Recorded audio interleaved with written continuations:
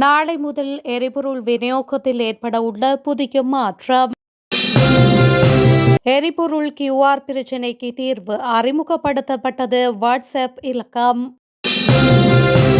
ஈரானின் மற்றொரு உயர்மட்ட அதிகாரி படுகொலை. இஸ்ரேலின் அதிரடி அறிவிப்பு. அரசாங்கத்தின் சாபத்தினால் இந்த நெருக்கடி ஏற்பட்டுள்ளது. அமைச்சர் ஹரின் பெர்னாண்டோ அறிவிப்பு.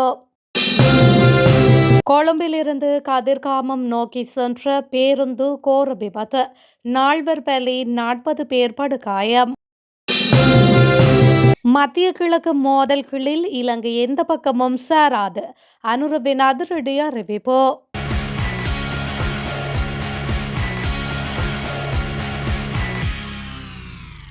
நாளை முதல் கியூஆர் குறியீட்டிற்கு இணங்க எரிபொருள் விநியோகிக்கும் போது வாகன இலக்க தகட்டின் கடைசி இலக்கத்தின் அடிப்படையில் எரிபொருளை வழங்க நடவடிக்கை எடுக்கப்படும் என இலங்கை பெட்ரோலிய கூட்டுத்தாபனம் தெரிவித்துள்ளது.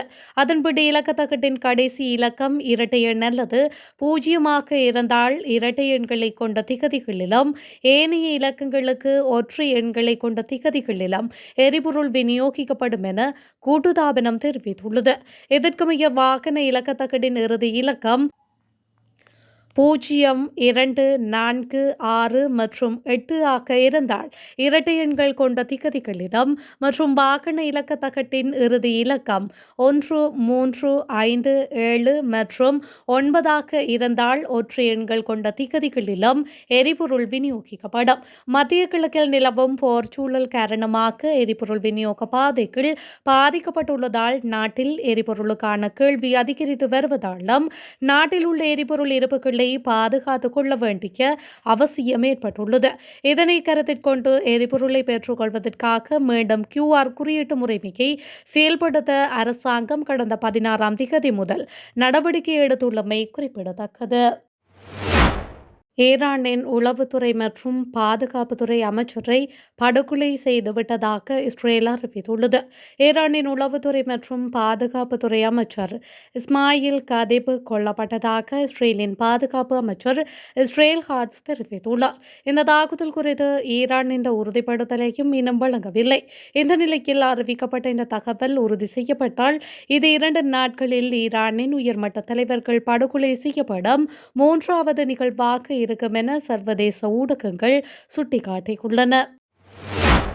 ஹம்பாந்தோட்டை வீரவில பகுதியில் இடம்பெற்ற பேருந்து விபத்தில் 4 பேர் உயிரிழந்ததோடு 40 பேர் காயமடைந்ததாக காவல்துறை தெரிவித்துள்ளது. அம்பலாந்தோட்டை கதிர்காமம் பிரதான வீதியில் உள்ள வீரவில த்ரூசேவன சந்திப்பில் குறித்த கோர விபத்து நிகழ்ந்துள்ளது. 2 அரசு பேருந்துகள் நேருக்கு நேர் மோதியதில் குறித்த விபத்து சம்பவம் பதிவாகியுள்ளது. காயமடைந்தவர்களை வைத்தியசாலையில் சேர்வதற்கான நடவடிக்கைகள் தற்போது எடுக்கப்பட்டு வருகின்றமையும் குறிப்பிடத்தக்கது. தேசிய எரிபொருள் அனுமதி அல்லது கியூஆர் குறியீட்டிற்கு பதிவு செய்வதற்கு உதவும் வகையில் டிஜிட்டல் பொருளாதார அமைச்சு ஒரு சிறப்பு வாட்ஸ்அப் எண்ணை அறிமுகப்படுத்தியுள்ளது. ஆன்லைன் பதிவில் சிக்கல்களை எதிர்கொள்பவர்கள் 0760001919 என்ற வாட்ஸ்அப் எண்ணிற்கு வாகன எண்ணை அனுப்புவதன் மூலம் தங்கள் சிக்கல்களை தீர்த்து கொள்ளலாம் என்று கூறப்பட்டுள்ளது. இதனுடன் தேசிய அடையாள அட்டை, ஓட்டுநர் உரிமம் அல்லது கடவுச்சீட்டு, செல்லுபடியாகும் வருமான வரி அனுமதி மற்றும் வாகன பதிவு சான்றிதழ் ஆகியவற்றின் நகல்களையும் சமர்ப்பிக்க வேண்டும். வாகனத்தின் பதிவு செய்யப்பட்ட உரிமையாளர் மட்டுமே இதற்கு விண்ணப்பிக்க தகுதியுடையவர் என்றும் வழங்கப்படும் அனைத்து தகவல்களும் தனிப்பட்ட தரவுகளும் 2022ஆம் ஆண்டின் தனி உரிமை சட்டம் எண் 9 படி பாதுகாக்கப்படும் என்று டிஜிட்டல் பொருளாதார அமைச்சகம் மேலும் தெரிவித்துள்ளமை குறிப்பிடத்தக்கது. அரசாங்க சேவைகள் நீண்டகால தடங்கலின்றி முன்னெடுக்கப்படுவதை உறுதி செய்யும் நோக்கிலேயே புதன்கிழமை விசேட விடுமுறை தினமாக அறிவிக்கப்பட்டுள்ளதாக அமைச்சரவை பேச்சாளர் அமைச்சர் நலிந்த ஜெயதிச தெளிவுபடுத்தியுள்ளார். கொழும்பில் நடைபெற்ற அமைச்சரவை தீர்மானங்களை அறிவிக்கும் ஊடகவியலாளர் சந்திப்பில் கலந்து கொண்டு கருத்து வெளியிட்ட போதே அவர் இதனை தெரிவித்துள்ளார். மேலும் அவர் தெரிவிக்கையில், மத்திய கிழக்கு பிராந்தியத்தில் ஏற்பட்டுள்ள மோதல் சூழலால் உருவாக்கியுள்ள எரிபொருள் விநியோக நிர்வாக பிரச்சினையை கருத்தில் கொண்டு அரசு துறைக்கு புதன்கிழமை விடுமுறை வழங்க எடுக்கப்பட்ட தீர்மானம் குறித்து ஊடகவியலாளர்கள் எழுப்பிய கேள்விகளுக்கு இவ்வாறு பதிலளித்துள்ளார். சாதாரணமாக வெள்ளி, சனி மற்றும் ஞாயிறாகிய தினங்களில் தொடர்ச்சியாக விடுமுறை வரும்போது அலுவலக பணிகள் பல நாட்களுக்கு பாதிக்கப்படுகின்றன. இது பொதுமக்களுக்கான சேவைகளை வழங்கும் அரசாங்க பொறிமுறையில் பெரும் தேக்க நிலையை உருவாக்குகின்றது. வாரத்தின் நடுப்பகுதியான புதன்கிழமைக்கு விடுமுறையை மாற்றுவதன் மூலம் நீண்டகால தடங்கலின்றி அரசாங்க நடவடிக்கைகளை திட்டமிட்டு முன்னெடுக்க முடியும்.